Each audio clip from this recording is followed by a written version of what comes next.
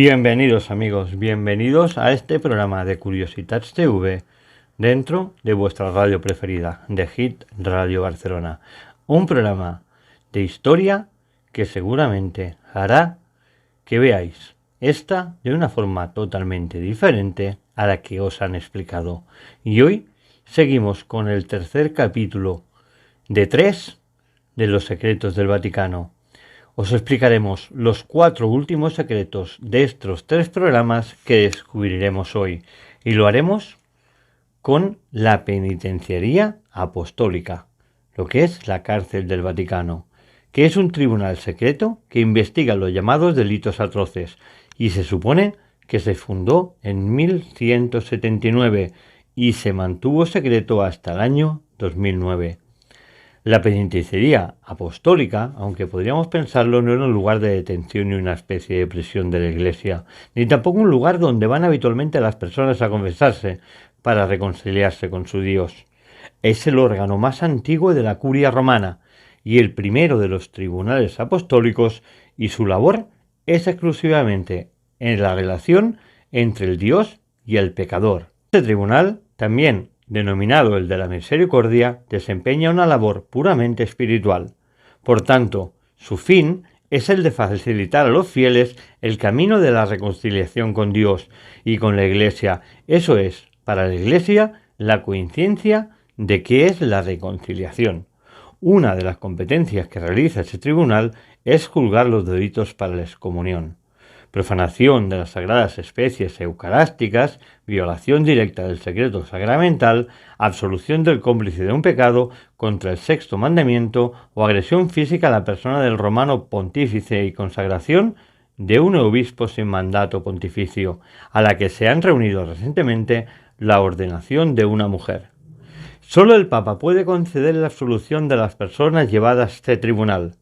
Algunos ejemplos de pecados son el intento de asesinar al Papa, que un sacerdote exponga el pecado o la identidad de una persona que se ha confesado con ellos, entre otros.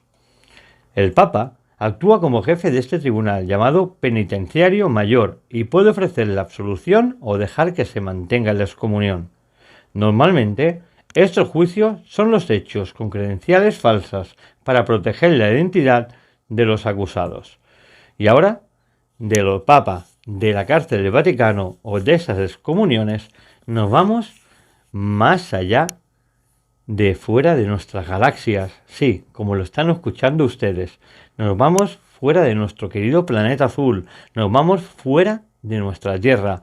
Y decimos eso porque hay serios rumores que dicen que el Vaticano guarda entre sus archivos pruebas de vida extraterrestre.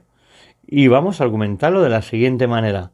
Los rumores sugieren que el Vaticano tiene pruebas de existencia de vida extraterrestre en forma de cráneos extraterrestres que están guardados en los interiores de sus archivos secretos.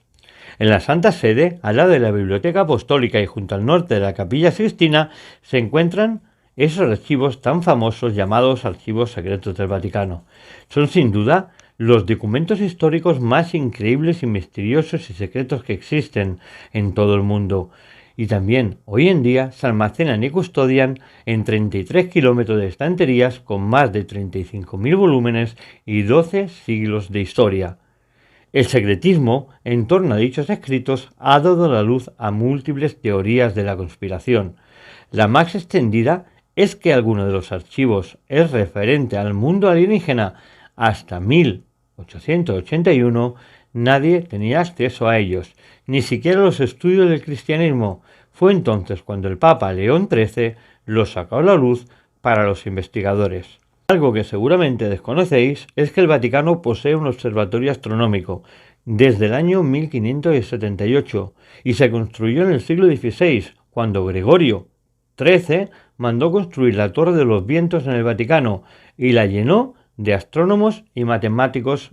Todos ellos eran jesuitas. En 1981, el citado observatorio fundó un segundo centro de investigación, el Vatican Observatory Research Group, el VORG, en Tucson, Arizona, Estados Unidos, con sus oficinas en el Observatorio Stewart de la Universidad de Arizona. En el año 1993 concluyó la construcción del telescopio conocido como Watt, Telescopio Vaticano de Tecnología Avanzada, en el norte de Graham, en el desierto de Arizona, que realiza sus funciones principales bajo la dirección del padre jesuita José Gabriel Funes. El observatorio desarrolla programas de colaboración con muchos institutos astronómicos internacionales como en Estados Unidos, Argentina, Italia, Canadá, Chile, etcétera, etcétera, y es miembro de la Unión Astronómica Internacional. También se rumorea en ámbitos científicos que desde hace 10 años el Vaticano cuenta con un satélite de vigilancia en órbita llamado Proyecto Siloe, un satélite que según los expertos está para vigilar el cielo, para, en caso de aproximación de naves extraterrestres, avisar a la Santa Sede, porque según la Santa Sede, creer en Dios y en extraterrestres es totalmente compatible. Ahora mismo se puede admitir la existencia de otros mundos y otras vidas, incluso más evolucionadas que la nuestra, sin por ello perder la fe en la creación, la encarnación y el perdón. Es lícito creer en Dios y en los extraterrestres. Se puede admitir la existencia de otros mundos y otras vidas, incluso más evolucionadas que la nuestra, sin por ello perder la fe en la creación de la encarnación y la redención. Por ejemplo, existe un astrónomo en el Vaticano que es el sacerdote argentino José Gabriel Funes, que era el consejero científico de Benedicto XVI. En diferentes declaraciones que han sido públicas, alude que la astronomía y la fe no chocan, no, que la astronomía sirve para distribuir a los hombres la justa dimensión de criaturas pequeñas y frágiles frente al escenario inconmensurable de miles de millones de galaxias. Estas declaraciones fueron hechas en la primera conferencia sobre astrología celebrada en la Academia Pontífica de Ciencias del Vaticano el 9 del 11 de 2009. La reunión fue todo un hito extraño, porque la postura de la curia romana de colaborar con la ciencia en este terreno, y también alguno de ellos que era ateo y líderes religiosos de todo el mundo, de hecho, se realizó en el Vaticano. Sobre las cuestiones que tratan los orígenes de la vida y su existencia en otros lugares del universo son muy interesantes y merecen gran atención, además de presentar implicaciones filosóficas y teológicas. Si este hecho se demostrara, el encuentro de hombre con seres extraterrestres sería como le ocurrió con el descubrimiento de América, es decir, un encuentro entre culturas y civilizaciones totalmente diferentes. Ahora hablaremos lo que declaró Funes, unas palabras que nos dan de pensar, que dice que entre los astrónomos que participaron en las jornadas se encontraba el estadounidense Chris Impey, un científico que dijo a los religiosos que es evidente que haya cientos de millones de lugares habitables en la Vía Láctea, que solo uno de los miles de millones de galaxias del universo es lo que Dios tenga que ver con la creación de todo ello, y ya es una cuestión de que compete a la Iglesia. Pero en el año 2012 el Vaticano declaró oficialmente que la creencia de la vida extraterrestre es plenamente compatible con la fe cristiana, una idea que era castigada con la muerte durante la Inquisición por esa Iglesia que ahora lo defendía. Este hito teniendo en cuenta que en 1600 el sacerdote Giordano Bruno fue quemado con la hoguera por haber afirmado que podía existir vida fuera de nuestro planeta. El sacerdote jesuita George Cooney, que dirigió el Observatorio Astronómico del Vaticano, destacó en 1992 que cuando la NASA lanzó el programa de búsqueda de inteligencia extraterrestre, el SETI, lo interesante de esta iniciativa pidió ayuda al Vaticano. En su periódico italiano afirmó que cada día se acumulaban nuevos datos que hacen pensar en la posibilidad de que existían formas de vida diferentes en esta Tierra. Unos años después, en 2005, el mismo cardenal comentó que su experiencia le decía que la presencia de seres inteligentes en el cosmos era inevitable y que su inexistencia no podía seguir negándose porque hay mucha evidencia sobre todo ello. También confirmó que el pensar que todos estamos solos en el universo es una actitud de ignorancia por parte de nuestra especie humana. Algunos documentos y fuentes que fueron hallados en el Wikileaks, unos emails entre el jefe de la campaña de Hillary Clinton, John Podesta, y el astronauta Edgar Mitchell, habla de una guerra espacial inminente y se especula con que el Vaticano conoce la existencia de extraterrestres. Es más, Podesta, en uno de sus correos electrónicos con Egan Mitchell, ese reconocido astronauta americano, sostiene que la Santa Sede y el Papa conoce la existencia de vida extraterrestre más allá de nuestro planeta. Mitchell, en su correo, lo redacta o lo explica así. Dice que se mostraba preocupado por una posible guerra espacial, porque la carrera espacial se está calentando. ¿Estamos más cerca que nunca de una guerra en el espacio? La mayoría de satélites, recordemos que orbitan alrededor de la Tierra y pertenecen a Estados Unidos, China y Rusia, y las recientes pruebas de armas antisatélites no alivian el factor miedo. Eso es lo que escribió Mitchell en uno de sus correos. El astronauta, que ya ha fallecido, hace como una reflexión propia de que el Vaticano es conocedor de la existencia de vida extraterrestre, por lo que sugiere reunirse con su colega católico Terry Matchfield para ponerle el día y en conocimiento al Vaticano sobre la vida extraterrestre. En total, un Vaticano que, como dice la Biblia, el reino está en los cielos. Un reino que quiere dominar el Vaticano y también dominar ese universo y los cielos que hay en las galaxias. Y ahora, hablando de extraterrestres, de suposiciones, de cosas que se habla mucho en las redes, nos vamos a uno de los temas más candentes y más ocultos por el Vaticano. Un hecho que el Vaticano lo niega y dice que no existe, pero hay muchos informadores, ojeadores y estudiosos del tema que aseguran que eso es cierto. Hablamos del cronovisor, la máquina del tiempo que está dentro de las paredes de este Vaticano. Hablamos, como hemos dicho, del cronovisor.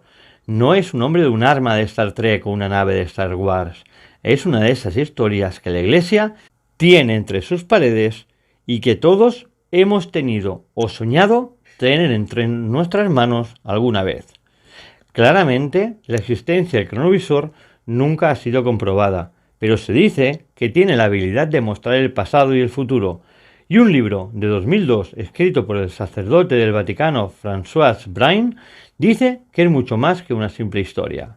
En el citado libro, Brain dice que la máquina fue creada por un monje benedictino llamado Pellegrino Ernetti, quien se encargó de mantener la máquina en secreto hasta los años 60, y que le contó a él mismo que 12 científicos, incluyendo el nazi Werner von Braun, que una vez más vemos como el Vaticano estuvo en contacto con estos asesinos.